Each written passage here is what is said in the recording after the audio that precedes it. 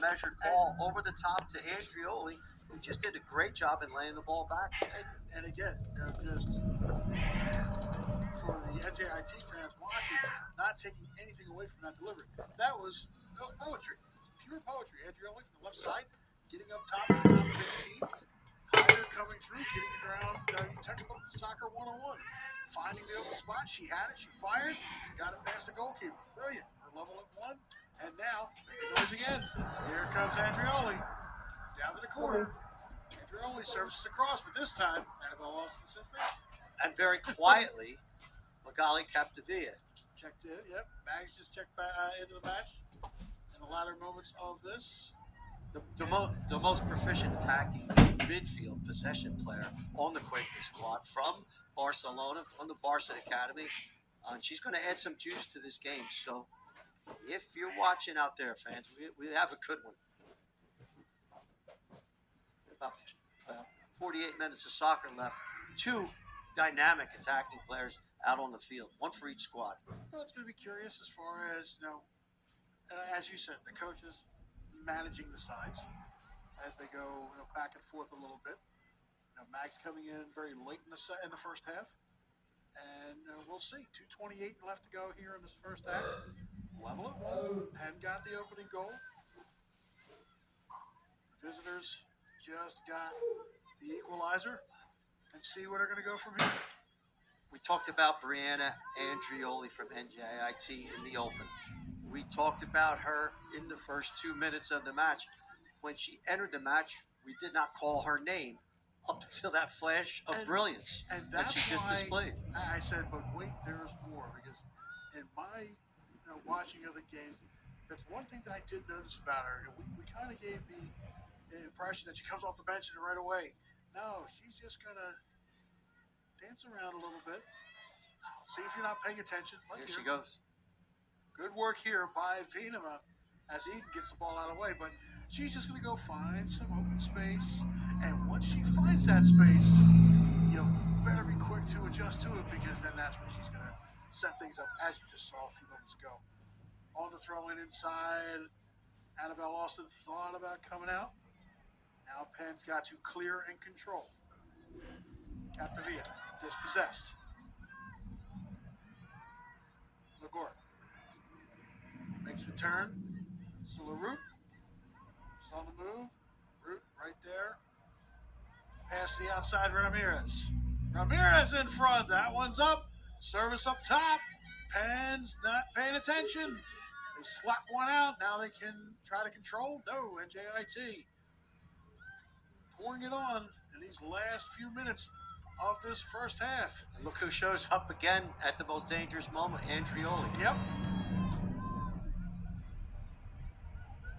I like the fact that we see Capdevilla now in the game. Penn playing in a 4-3-3 with 2 attacking midfielders, and one of them being Magali Capdevilla. Lucas going to send out wide. 22 seconds left. Out of bounds, coming back the other way. A chance for a quick rush if they organize it quickly. We're going to have a good second half. You go get your coat. I'll get my coat. I'll have our traditional soft pretzel ready. Final 6. Nope. That's how it's going to end. 1-1 will be the score. Penn controlling the better part of the first 38 to 40 minutes. And then NJIT found the equalizer as we get ready for the halftime break. Waiting on Gabby DePaula. Let's talk to the coach for a minute, see what she has to say. But a good first half of soccer coming out of the women's side. So, let's go to look at the next list. I want to show Miss now Washington. But Georgia Miss now Georgia. I say Miss now Washington. Yeah, it's typically. Yeah, it could be Georgia Miss now Washington. Huskies. Georgia Miss and Patriots at the Washington Huskies.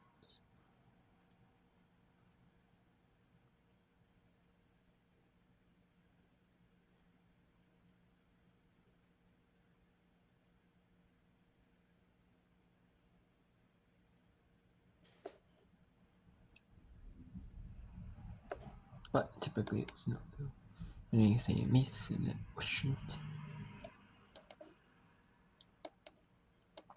Point for North Texas. How about that? Boy, what a shot from Bedell, and the ankle on it. Look at this thing. Barely catch the chalk on the white line. But either way, that's one.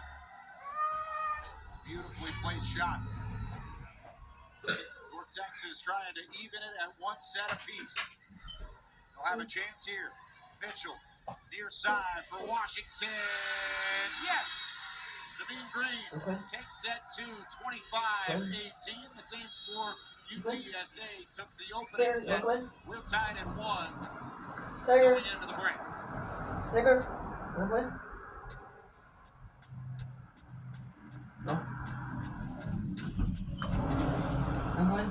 Coming to the stage this Friday, it's Ned's first team karaoke night. But he's wondering, What if my flaky red plaque psoriasis? We have Howard. Turning my looking at going on 2 seconds. Helmets. Maryland, Baltimore County. In Maryland, Baltimore County. On the Howard. On the unforced error, long point. Long of the net. And the Maryland, Baltimore County. Hey, set 2. What a set win for UMBC. The Bearcats looking to sweep in the 2 matches they played. One in Cincinnati, one in Morgantown, West Virginia. Cincinnati looking to sweep. Although West Virginia, however, if they win or have to pull off the reverse, they have to reverse sweep. So they have to pull off the reverse sweep.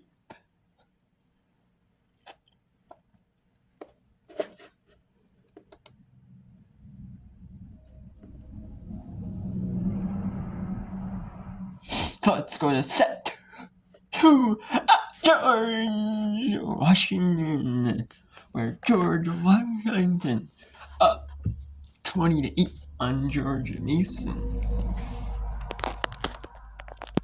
Here, this is pretty exciting, thrilling. This is a pretty good match, or it was in that first set. It was 25-23 George Washington. Now it's 29 in the second set. For Markworth battling forward at the net. She was able to get it back for Kogan. Now Boba Ford will choose the right pin for Haley Gretz, who's got another. Katie Reinford has something to say to the official on the near side. Sienna Tejada, I think, having a conversation too with her coach about whether or not to challenge. And there will be the first challenge of the day initiated by GW.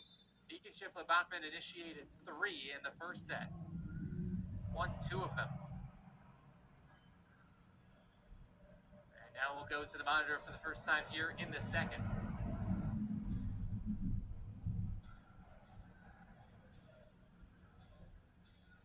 So we'll go to the monitor and see if we can take a look at it ourselves. GW trying to keep momentum going. George Mason just looking for any sort of foothold here in the second with time running out.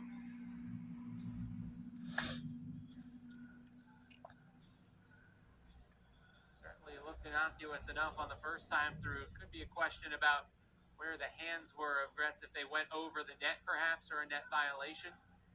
But at the moment it is 20-10.